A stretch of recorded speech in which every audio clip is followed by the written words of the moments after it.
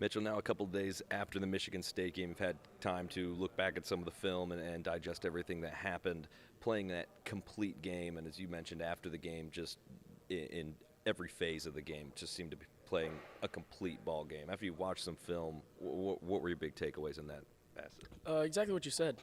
We played really good defense and we're good on special teams, and we're good enough on offense. There's still a lot of penalties, just self-inflicted wounds that we could get rid of. We could connect on more shots down the field.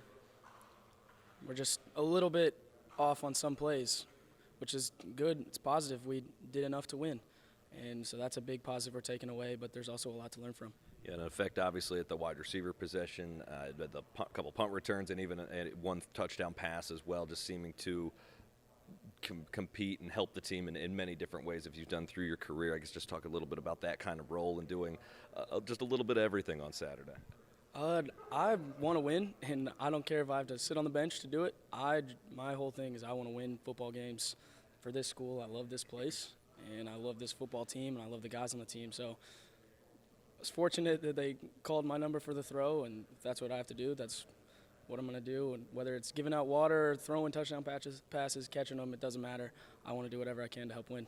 Mitchell, we've talked a lot about confidence each and every week as we've talked with you. It just seemed even down 7 at halftime, getting later in the ball game, the confidence never seemed to waver on the sideline, just to stick to the game plan. Have you seen that? How has that continued to grow week in and week out? Obviously, getting a win like that certainly helps, but how much has it grown just week to week?